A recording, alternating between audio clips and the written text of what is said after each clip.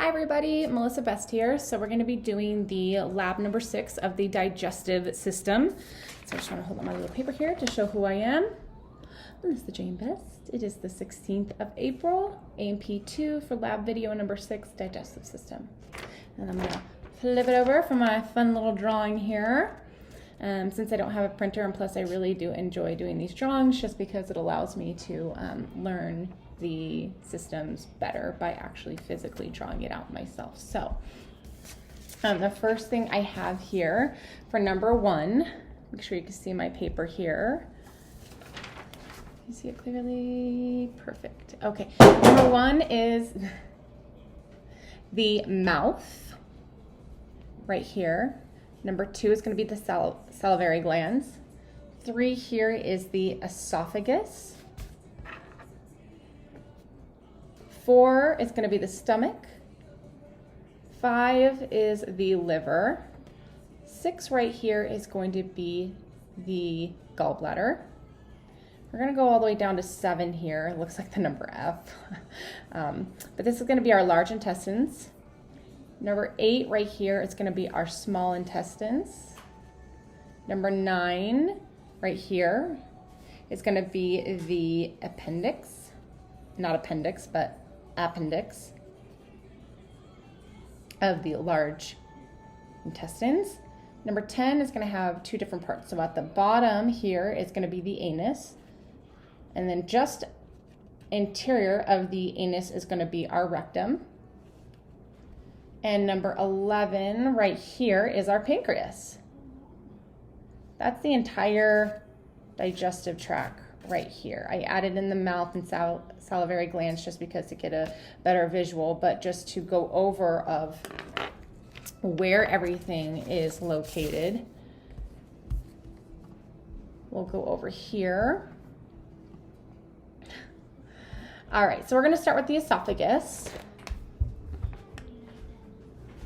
Right here. Number 3, the esophagus lies posterior to the trachea and the heart and passes through the mediastinum and the hiatus and the opening of the diaphragm, and it descends from the thoracic into the abdominal cavity into the stomach here, which is number 4, which is going to lead to our stomach, which sits in the upper abdomen of the left-hand side of the body, so the left upper quadrant. At the top of our stomach connects to the valve, which is our esophageal sphincter right here. This is the muscle that allows food to pass into the stomach from the esophagus. And it is at the bottom of our stomach, connects to the small intestines right here, which is also the duodenum. And then I want to move on to the large intestines, which we'll see is number 7 in the purple. Large intestines is in our lower abdominal cavity from down in our waist area. It surrounds the small intestines in almost like a square shape. And at the tail of the, right here, I'm so sorry. Number 10, at the tail of the large intestines is the anal canal. The large intestines is about 5 feet long.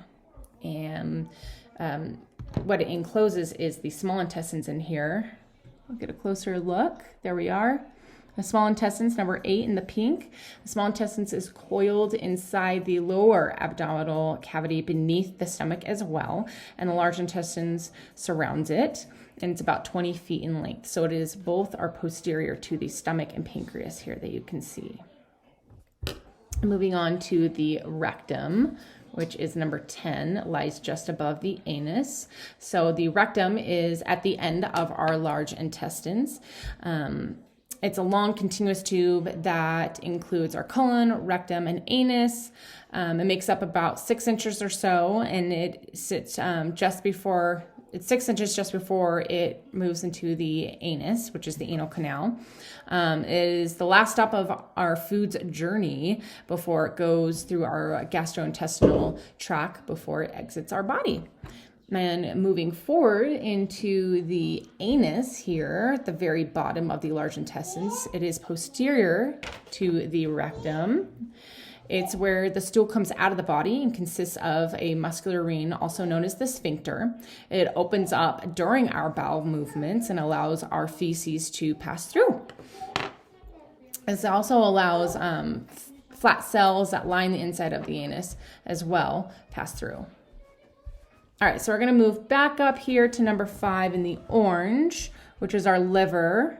It's in the upper right-hand quadrant of the abdominal cavity, posterior to the diaphragm and anterior to the stomach. It's right and is posterior. It is anterior to the kidney and small and large intestines as well. And our liver weighs about 3 pounds. All right, and in the green here, number 6 is our gallbladder. This is located in the upper right-hand quadrant as well. It projects onto the anterior abdominal wall at the intersection of the right 9th rib and the lateral margin of the rectus abdominis, and it sits posterior to the liver. All right, and over here in the blue, number 11 is going to be our pancreas, and it's posterior to the stomach. It's transversely in the upper abdominal area between the duodenum and the right of the spleen. So the duodenum is right here at the end of the stomach. It's divided into the head, neck, body, and the tail, and the head lies on the inferior vena cava and the renal vein and is surrounded by the C loop of the duodenum. So we can look right here where it makes a C of the duodenum. Awesome. And anteriorly is where the mouth sits, and on the lateral sides of the mouth is where our salivary glands are. I can't talk today, I'm so sorry. Salivary glands. All right. I wanted to talk about a disease that's very common. I'm sure we've all heard about it, of diverticulitis. And diverticulitis is inflammation of the diverticulum, which is in our colon, and it causes pain and disturbance of the bowel functions, and it causes these little pockets in our intestines to basically catch feces and sit there, and it becomes inflamed and infected. It is one or more of the small patches in the digestive tract that can happen. It's more common for those 40 years or older. However, if you do have a long-standing history, family history, past medical family history, to be exact, of either diverticulitis, colon cancer, or IBS, then it's definitely safe to get a colonoscopy early on in life rather than later. Symptoms include abdominal pain, fever, nausea, and a change in our bowel habits and movements as well. Treatment can include rest, a low fiber diet, antibiotics, and liquid. Severe cases may need hospital care or surgery. They also can recommend a high fiber diet after you recover from diverticulitis, so that way your feces and bowels move accordingly. I think the best thing is Miralax, just because it's a natural substance that allows water to enter your digestive tract naturally, so that way you don't become constipated and diverticulitis occurs. Alrighty, that is the digestive tract, and I hope you all have a great day.